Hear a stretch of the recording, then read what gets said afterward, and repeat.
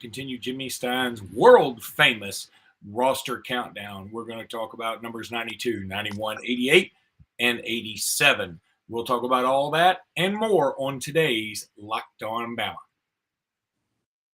Locked On Bama, your daily podcast on the Alabama Crimson Tide. Part of the Locked On Podcast Network, your team every day.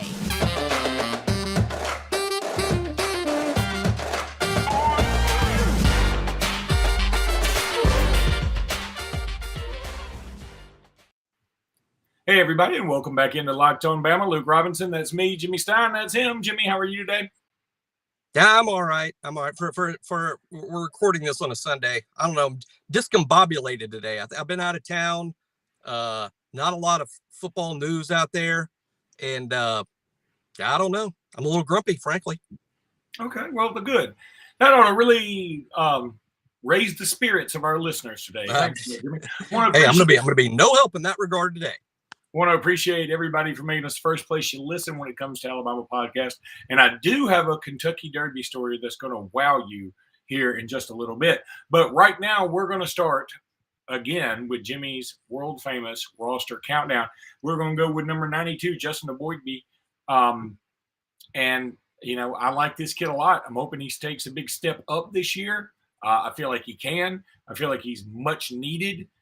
Jimmy, what are you thinking about him? Yeah, kind of a strange kid to discuss. He's clearly good. He's been playing for the 3 years he's already been on the team. He's been a first-team player. Doesn't necessarily start the games, but that doesn't matter. He plays with the first team. I mean, he comes in and plays in the first quarter of every game, no matter the opponent, no matter the score. He's a first-team guy. Now, you know, the problem, if you want to call it that, has been he hasn't really been a huge playmaker. I mean, he obviously plays well, or he wouldn't be out there. They wouldn't just keep running him out there if he was, you know, not performing well, or at least to the standards the coaches expect. But he hasn't really been, you know, a candidate for all SEC team or make a bunch of plays. I think the challenge for him, Luke, in this final season, or right now it's a senior season, he could come back next year with his COVID year, and which might be a good idea, by the way. I think that the next step for him is to become a player we depend on, not to play, not to be first team, not to be part of the rotation, but a player we depend on literally to win the games. I know one way I look at big games, Luke, that we play every season, every fall, when we're playing a big game, and we do, in my mind, in week 2 against Texas, for instance, on the road. I always look at the oldest kids who are playmakers or should be playmakers. And I'm like, y'all have to win the game. I mean, I know we're excited about, you know, this freshman or that freshman, or sophomore Dallas Turner, or sophomore Kool-Aid McKinstry. But if we're going to beat somebody really good on the road, that has to be on the backs of the older kids who this is their team. It's their time. And I think Eboigbe is a good example of that. Justin has to go from being a first-team player to being the reason Alabama beat Texas. And I'm ready for him to make that step. I'm sure the coaches are too. You know, one thing, checking over his stats over his 3 years, do you know how many sacks he has in 3 years? Did you, in your study? I do not, but I do not, but I can guess, and I bet I can come pretty close. Go ahead. In 3 years, 3.5. 2. Yep. One and a half as a freshman, and half a sack last year. Yeah, that's just not good enough. And again, first of all, we have to admit this, which is true. I mean, he's not out there playing because he has compromising pictures of Freddie Roach. No, he's playing because he's earned it, and he's good, and he's one of the best defensive linemen we have. He's been consistently part of the first team rotation for 3 years. So this is a guy that Nick Saban and Pete Golding and Freddie Roach believe is contributing in a positive way to the team. So he is. Now, he needs to take the next step, which is simply to make more plays. I'll tell you who does. We barely notice as fans, but at some point, we're going to, Byron Young is the same age, came in at the same time, and has also been a first team player for the same period of time. Look at Justin Eboigbe's numbers and now know that Byron Young has made 88 tackles with 8 sacks and 18 tackles for loss in the same period of time. And I think that's what really stands out. Like, wow, Justin, you would have thought has made more plays than he has. And Byron, it's kind of a surprise he's been that level of productive. So really, we need to see a little bit more Byron out of Justin. I like that. That is really good. Put that. That sounds like, you know what? That sounds like something the Backstreet Boys manager would say to the Backstreet Boys, because I bet you there was a Justin and a Byron on the squad or team or whatever the hell they are, group, and he was like, Justin, you need to be more like Byron. And then there'll be another fancy dancing white dude named London. What the hell am I talking about? I don't know. I'm going to quit talking now. I was in a nightclub like back in this probably would have been 97 or not 90. Yeah, about 98, 99. I don't know if nightclub, kids probably didn't call it. I was in is a bar, and I guess it's sort of like a club. And me and my buddy David and my brother Philip, it was the three of us, and we're in this nightclub. And for whatever reason, the waitress walks up to us and acted like she knew it. We didn't know her, but she acted like she obviously thought we were somebody else. But she walked up and she said something like, "Good to see y'all again," or "Wow, nice to have y'all back," I think is what she said. We didn't go to this place. So my friend David said, "Well, it feels really good to be recognized." And then I guess the waitress realized that she didn't know who we were. And she looked at me and she said, "Should I know y'all?" And I said, "Well, we are the Backstreet Boys." I have no idea where. And see, the funny thing about the joke is I was not a Backstreet Boys fan. None of us were. I have no idea where I got that from, but it was just a snap reaction joke. Should I know y'all? So, we are the Backstreet Boys. I mean, yeah. Don't they all She didn't laugh, but that was like 20 years ago. And every now and then we're together, me and David and Philip, we still laugh about it. I doubt the waitress, she didn't even laugh that night, but she probably still doesn't know who you are. No. Even now that you have this podcast, Jimmy, let me when I come back, I got to tell you a really quick Kentucky Derby story that I heard this weekend about a friend of mine that's awesome. And it ties into Alabama because he's an Alabama fan. But right now I want to tell everybody about Built Bar. Look, they just sent us these samples for the birthday cake puffs. I can't wait to dive into these mothers. Imagine dipping your finger into that plastic tub of birthday cake frosting. You know what I'm talking about. We all love that. And then opening your eyes and realizing that it was only 150 calories and 16 grams of protein. That's awesome. That's what it's like to eat a birthday cake puff from Built. Go to Built.com, use promo code LOCKED15 for 15% off that order. All Built Puffs are covered in 100% real chocolate. That means with Built, you can eat healthy and actually enjoy doing it. And they are made with collagen protein, which your body absorbs more effectively and efficiently and provides tons of health benefits. Go to Built.com and get your birthday cake puffs now. Go to Built.com, use promo order. That's promo for 15% off that order at Built.com.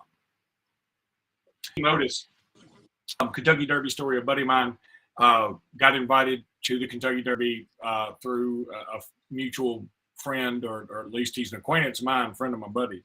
And he is the friend that invited me is extremely wealthy. And he had tickets for everybody to like sit literally on right at the finish line of the Kentucky Derby.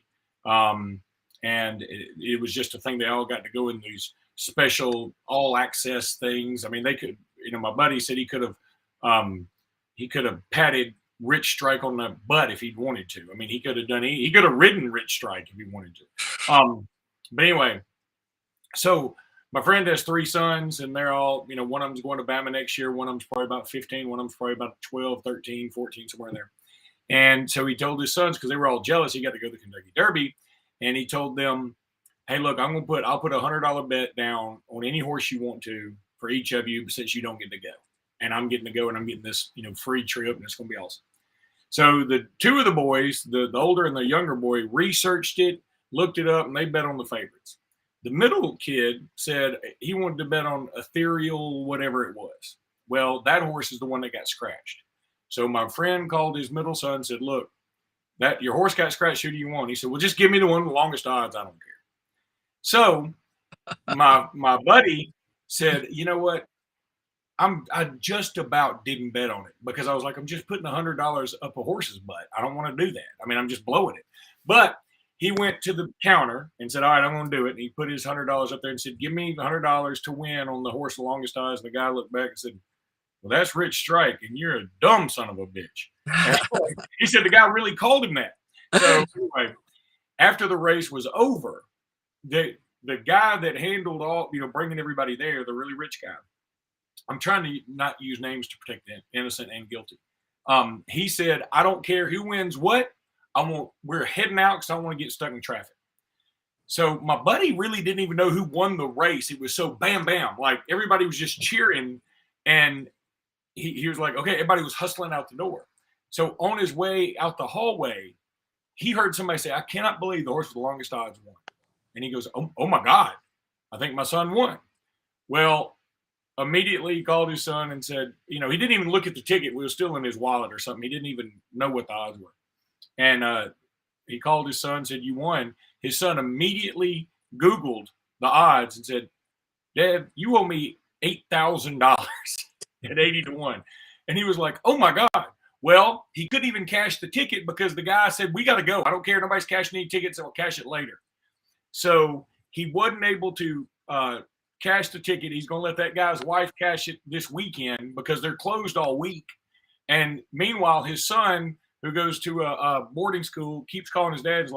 He's like a bookie. He's like, where's my money? Where's my money? Where's my money? So the dad said, my buddy said to his son, look, I'm going to give you this money because I told you I would, but you got to come up with a business plan. You've got to have what you want to do with it. Like, we're going to tithe some, we're going to give some to charity, we're going to do this. And so the son comes back and after like 30 minutes goes, okay, I got it. I'm going to go ahead and give $150 for tithing. I feel like that's good. I'm going to go ahead and give $100 to charity. I'm going to save $500. I'm going to invest $500, and I'm spending the rest of that stuff. That's the plan. Yeah, that's my business plan. I'm going to blow it. And I'm going to bet on some more horses. That's my business. I got a pretty good plan. I'm about to double my money. But anyway, somebody who could not ride a horse unless that horse was the literal Trojan horse, that's Jaheim Otis. Jaheim Good Otis, segue. he is a monstrous human being, bigger than all outside. But he's even as big as he is, he would shock people with his bigness now. But if they had seen him 3 months ago, people would have fainted at his large-esque. Yeah, I heard in December, and when I say I heard, I know, he was over 400 pounds in December. About the time of that high school all-star game, just tremendously overweight. What made him such a good prospect is even though he played in his 12th grade year so overweight, and still demonstrated a level of burst and athleticism that you just knew somewhere inside there is a big-time player. And, I'll admit at one point it looked like he might be flipping to Ole Miss. And I knew he was over 400 pounds. And at that time, I'll be honest, I really didn't care as an Alabama fan. I was like, well, all right. I know, I always look at it like if Nick wants him, then I want him, right? That should always be our attitude. And that was my attitude. If Nick wants him, I want him. But there's some you lose sleep over and some are like, yeah, whatever. And I was, whatever. Well, that was months ago. Now, fast forward, and thanks to Pete Golding's good work and Nick Saban's good work and Freddie Roach's good work, he plays for Alabama. And now, thanks to the kids' good work, we can see why Alabama and Coach Saban were so excited about him in the first place. He's driven. He's lost the most amount of weight in a short period of time I can remember of any Alabama player ever. His story is now starting to remind me a lot of Daron Payne. Daron was also very overweight during a portion of his high school career, and I worried that would carry over to college and he wouldn't be a good player at Alabama. But the moment that Alabama rolled around, Daron turned to a different dude, and it's so much of like what's going on with Jaheim. So I'm really excited about him now. I don't know how much of him we'll see this fall because that defensive line room is really crowded, 14 players on scholarship. It's hard to imagine a freshman getting on the field.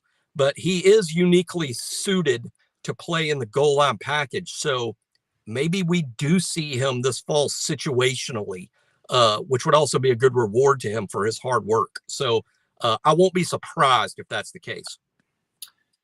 Yeah, you bring every time somebody says Daron Payne now, I can't help but think about when he and Jonathan Allen got in a fight on the sidelines with the Redskins this year. And all I can think is, if that had actually come to blows, I really wish that somebody had filmed it and sold it at the movie rights to the people who do Mothra versus Godzilla or whatever, because what a hell of a battle that would be. Jimmy, we're going to take a break. When we come back, I'm going to talk about Miles Kitselman, number 88 in your countdown. But right now, I got to tell everybody about Bet Online. Bet Online, they're our partners. They continue to be the number one source for all your betting needs and sports info. Find all the latest odds, news, and sports developments, including this year's basketball playoffs, Major League Baseball scores, fights, and even next season's NFL future. Bet Online is your continued source for all your sports wagering information, from live betting to playoffs, esports, and more. Head to the website today or use your mobile device to learn more about the trends and action. Bet Online is where the game starts. All right, Jimmy, Miles Kitselman, name that makes me think, if I didn't see a picture of him, I would think this guy got the hell beat out of him a lot in junior high. But I feel like he probably didn't. Yeah, I think he was the one handing out the ass beatings. I think he's a big kid and an offensive lineman in high school. And who would have guessed, for as much as we follow the program here and all our listeners do, or you wouldn't be listening to the show, who would have guessed that here we are just 80 something days from the start of practice, and we're talking about a guy named Miles Kitselman, not because he's just randomly in the news, but he's on our football team. Like, again, it's fair to ask who, but as time has moved on and I found more about the kid, I'm sort of excited about him. Not excited. I know what the odds are. Look, when you sign a sleeper at Alabama, I've already crunched the numbers. I already have. When Alabama signs a kid that is very lightly recruited, and this kid is as lightly recruited as any player Alabama's ever signed. When Alabama signs a lightly recruited player, the chances of him developing into a star is right at about 10%. And I'm not saying that, hey, I've looked into it and this kid's got a better shot than 10%. I'm not saying that at all. I'm just saying, I guess the shot's 10%. But I am looking forward to seeing how his career unfolds, because he does have a unique story, and unique stories somehow tend to work out at tight end more than any other spot. On an unrelated note, funny how we're talking about him at 88. I talked about him on day 88 because I just kind of was in the mood to talk about him. He doesn't have a number yet. I actually think he'll be 87 because that's what he wore at Hutch, and we do have 87 available. So he's probably going to be 87. I just felt like talking about him on day 88, and I just sort of did the, hey, I'm a king of this thing, and just sort of declared 88 Miles Kitselman Day. In fact, I think he'll be 87. The guy I want to talk about at 87 is Amari Nablack. Know what number I think he's going to be? 88. Because O.J. Howard was 88, and I could see him being given O.J.'s number.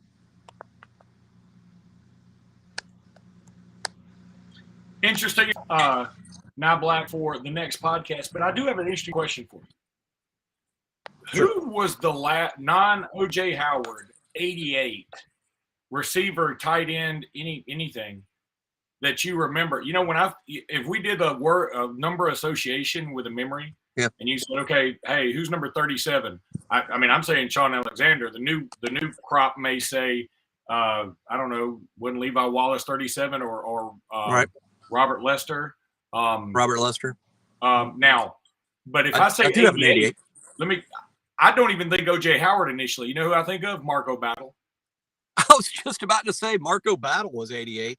And Marco Battle is a great example, Luke, of how you view the game differently as a kid. And I'm not saying I knew nothing about football when I was in high school or when I was a young student in Alabama. I probably knew more than most kids my age.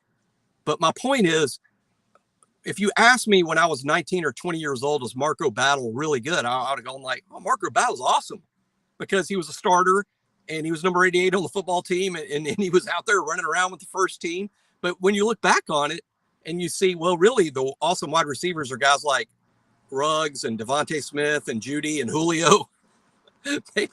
maybe some of these wide receivers of my youth, like Marco, like Jesse Bendross, maybe they weren't Randy Clay Moss. Whitehurst. Clay Whitehurst. Maybe they weren't Randy Moss as I sort of remember them as. It's funny because we don't recruit any of those three guys. No offense to them at all. They played at the University of Alabama. That's badass. But this Nick Saban crowd does not recruit any of those three guys, in my opinion. No, that's 100%. That's 100% right. And I'm not like you. I'm not taking a shot at them. These guys were like heroes of my youth. So I guess I sort of put them on a pedestal, but they didn't play in the NFL. They weren't not just first round picks. They weren't picks at all. Oh, and back then the draft was 12 freaking rounds. Hey, let me say this, and this has nothing to do with the recent arrest, which turned out to be much ado about nothing for Jerry Jeudy. Turned out to be basically nothing. That's just crap. It was crap. But I'm not so sure. I wouldn't be more excited to meet Marco Battle than Jerry Jeudy. That's so weird. Could not agree more. Totally agree. I would fanboy out a little bit over a Marco Battle, and like Jerry Jeudy is just like another Saban 5-star. I mean, to be remembered as a wide receiver from Alabama in the 80s is about the highest compliment you can give a wide receiver from Alabama in the 80s. How about a running back we had on that same team? Remember David Castile? Oh yeah. How about one from '88 when Marco Battle was there? I think Murray Hill. Saban's recruiting Murray Hill. And I love Murray Hill. Hey, we don't beat Kentucky at Kentucky without Murray Hill in 1988. And yeah, he's from Atmore, and even though that's a good hour and a half up the road from me, I still consider it sort of local to me. But Murray Hill, one of our great Scatback doesn't even begin to describe him. No. That was one small.